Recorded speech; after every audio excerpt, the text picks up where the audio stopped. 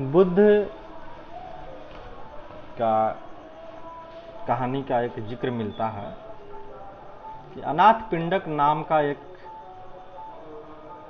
बहुत बड़ा व्यापारी रहते हैं और वह बुद्ध की उपदेश सुनने प्रतिदिन जाया करते हैं और वह अनाथों के लिए बहुत सारा दान भी दिए हुए हैं। अनाथ के लिए बहुत सारा पैसा और सामान दिया करते थे। उनका एक बेटा था जिसका नाम काशी रहता है। वह बेटा जो है कभी भी बुद्ध को सुनने नहीं जाता था। अनाथ पिंडक को ऐसा लग रहा था कि हमारा बेटा नहीं जा रहा है, सद्भावना की, शुद्ध विचार की, अहिंसा की भावना इसमें पैदा नहीं हो पाएगी। बहुत चिंतित था। जब कहता था काशी को कि आप बुद्ध को सुना करो, बुद्ध की शरण में जाया करो, तो काशी नहीं जाया करता था। एक तरकीब निकाला अनाथ पिंडक और कहा कि तुमको 100 सोना का सिक्का हम देंगे और बुद्ध का उपदेश सुनने जाओ। तैयार हो गया बुद्ध को सुनने। तो उसको तो वहाँ बुद्ध को सुन रहा था, लेकिन दिमाग में तो यही चल रहा है कि 100 सोने का सिक्का लेना है। गिनती तो उसकी ये चल रही थी।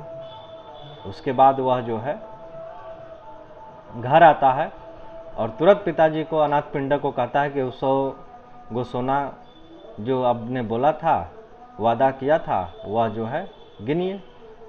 गिनवा लेता है।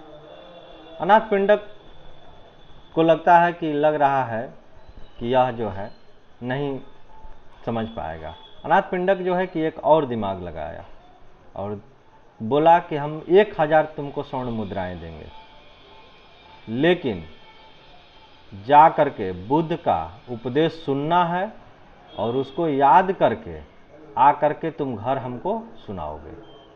काशी तैयार हो जाता है, जाता है सुनने के लिए।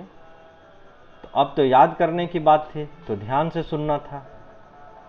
अब जो है वह ध्यान से सुनना शुरू कर देता है और जब ध्यान से सुनना शुरू कर देता है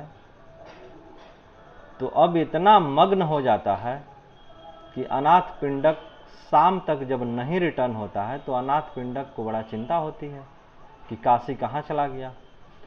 जब जा करके यह देखता है बौद्ध विहार में, तो काशी आंख मूंदे हुए बुद्ध की उपदेश सुन रहा है, उसे याद कर रहा है, गुण भी रहा है। जब जा करके अनाथ पिंडक कहते हैं कि बेटा घर चलो, तो वह बेटा जो है अब कहता है कि घर नहीं जाना है। यह कहता है कि कम से कम अपना 1000 मुद्राएं ले लो, सोने का स्वर्ण मुद्राएं ले लो। बोला कि अब हमें कोई पैसा की जरूरत नहीं है और ये जो 100 सोने की मुद्राएं आपने दिया था इसको भी ले जाइए। और वह जो है वहीं बुद्ध की शरण में हो जाता है और कभी नहीं रिटर्न आता है। तो बुद्धम शरणम गच्छामि सभी को सुननी चाहिए।